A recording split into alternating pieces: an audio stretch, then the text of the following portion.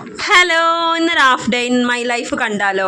അപ്പോൾ ഞാൻ രാവിലെ എണീറ്റ് ചായയൊക്കെ ഉണ്ടാക്കി നമ്മളുടെ മുട്ടക്കറിക്ക് വേണ്ടിയിട്ടുള്ള മുട്ടയൊക്കെ പുഴുങ്ങാൻ വെച്ചിട്ടോ.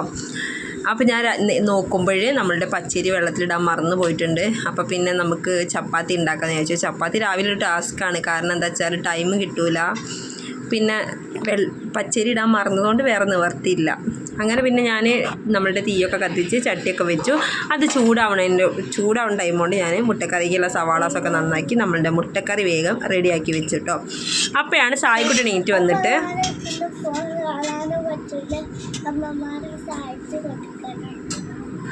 ഇതാ ഇങ്ങനൊരു കാര്യം പറഞ്ഞത്.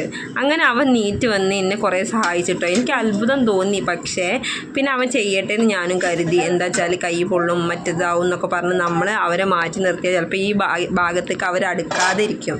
അപ്പോൾ അതിലും ഭേദം നമ്മൾ അവർ ചെയ്യുന്ന കുറച്ച് കാര്യങ്ങൾക്ക് പ്രോത്സാഹിപ്പിക്കുന്നതല്ലേ നല്ലത്.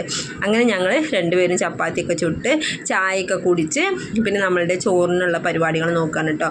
അങ്ങനെ ചോറിന് അരിയൊക്കെ ഇട്ട് അതാവണ നേരം കൊണ്ട് ഞാൻ ഏട്ടൻ ഇന്നലെ തന്നെ മീൻ കൊണ്ടുവന്നിട്ടുണ്ടായിരുന്നു. 2 സൈസ് മീൻ ഉണ്ടായിരുന്നു.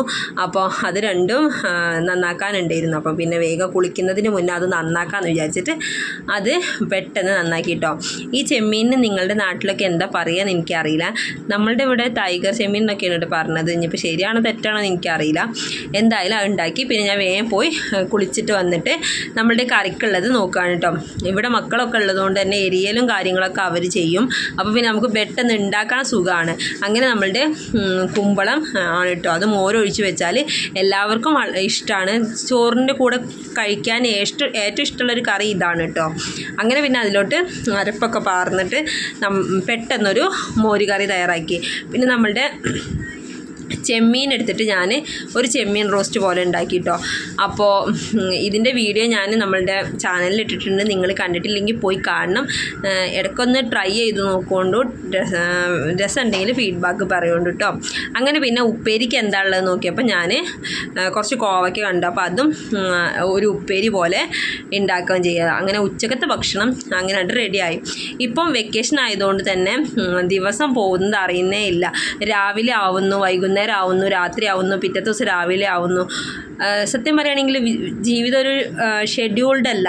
ഇനി സ്കൂളൊക്കെ തുറന്നാൽ മാത്രമേ അത് കറക്റ്റ് ടൈമിങ്ങിലേക്ക് വരുള്ളൂ. ഇപ്പോഴത്തെ ദിവസവും സമയവും കാര്യങ്ങളൊക്കെ അറിയണമെന്നുണ്ടെങ്കിൽ വല്ല കലണ്ടറോ ഫോണോ ഒക്കെ നോക്കേണ്ട അവസ്ഥയാണ്. അതാണ് ഇപ്പോൾ ഒരുവിധം എല്ലാ അമ്മമാർക്കും അങ്ങനെ തന്നെ ആവും. എന്തായാലും വീഡിയോ ഇഷ്ടപ്പെട്ടാൽ ചാനൽ സബ്സ്ക്രൈബ് ചെയ്യാൻ മറക്കരുത്. അപ്പോൾ ടാറ്റാ.